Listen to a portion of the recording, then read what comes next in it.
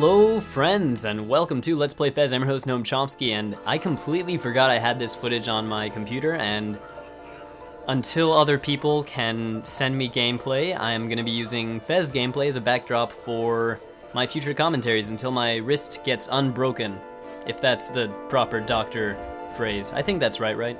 Unbroken wrist? Something like that, I don't know. So yeah, nobody sent me some gameplay as of yet. There were some people in the comments section that showed that they were enthusiastic about sending me gameplay, but none as of yet. You know, if you guys want some gameplay on my channel, or maybe even some commentaries, because I will upload other people's commentaries, don't be afraid to send it to me via private message, and I will most likely upload it. Unless, you know, you guys want to see me upload any sort of vlog like I did before. Show of hands to anybody who wants to see me make other vlogs. Oh, no one? Alright, oh great, okay, don't have to make another vlog. So yeah, that's not actually what I wanted to talk about today during this commentary. I actually wanted to tell you guys the story of how I broke my wrist. And, you know, if you don't care, you don't have to watch the video. It's not an obligation. It's up to you and your viewing pleasure. And so yeah, without further ado, I'm going to get into the story of how I broke my wrist. My cousin invited me to go snowboarding one day, and I was like, okay, let's do it. I'd gone skiing before that, and I was pretty confident in my skills as a skier. So I thought, oh, snowboarding can't be too bad. It's just, you're on one ski and you navigate like that without poles or anything. So yeah, I went in there pretty confident. I was like, I'm gonna snowboard the hell out of this hill.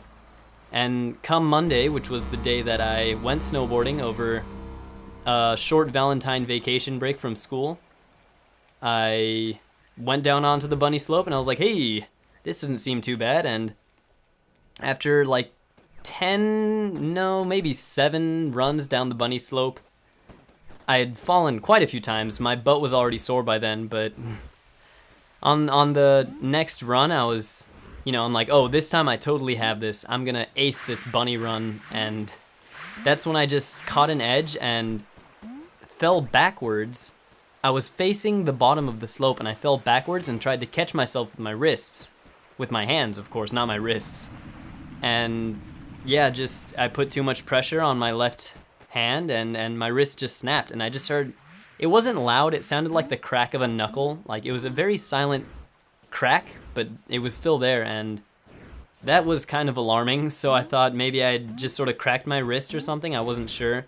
At this time, you know, you should note that I had gloves and a jacket on, and they were covering my wrist, so I wasn't able to look at it, but I definitely could feel a lot of pain in my wrist. So I went to this guy who was a few feet below me. I didn't go to him, I talked to him.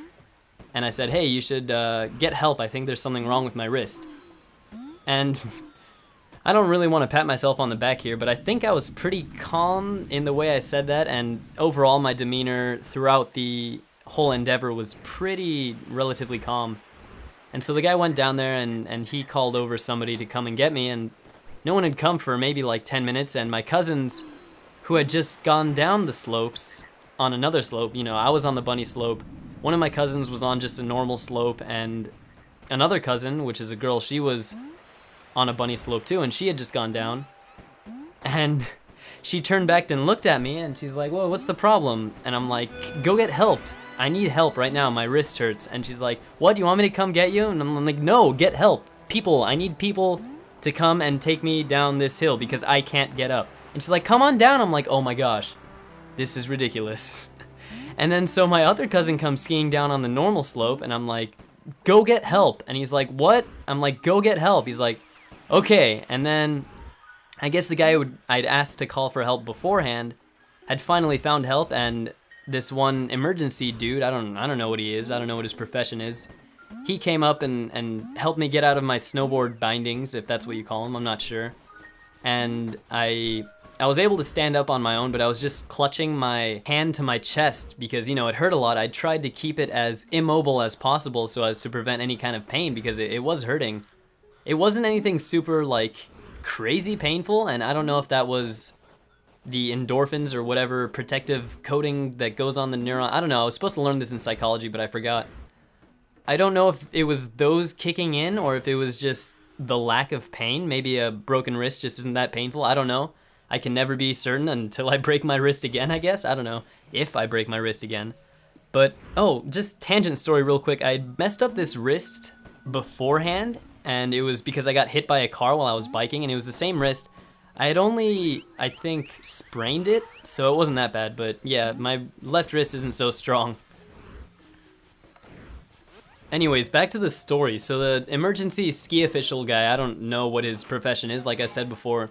He did all the formality stuff after he got me up, like, oh, what's your age, what's your name, are you able to walk, you know, did you fall on your head, were you wearing a helmet, and all this stuff. And, you know, I tried to answer them as good as I can. And yeah, that's pretty much it. He asked me if I wanted to, like, get ski lifted down, or what are the snowmobiles? I don't remember what they're called. And I'm like, well, I can still walk, it's just my wrist hurts. And he's like, oh, okay, so as long as you don't slip and break your other wrist, you should be fine. And I'm like, oh yeah, what a cheery thought, thank you, man. And so yeah, I walked down the rest of the enormous bunny slope, because that thing is just dangerous and threatening and whatnot. And made it to the little emergency medical center that they have there at the resort. And I was at Mountain High. If you guys live in California, that's the mountain I had gone to. And let me just say, it wasn't a particularly good day to go snowing. It was very icy. It hadn't snowed for a long time, and it was just, you know, overall bad day. So yeah, if you're gonna go snowing, go snowboarding, you definitely need to go on the right day, because you could end up having happen what happened to me. And so yeah, I ended up at the emergency medical room, and that was when I finally got a look at my hand. They pulled off my glove, and all I could see was the upper end of my hand, which was just really swollen. And I'm like, oh, this isn't too bad, I just have a really swollen ass wrist.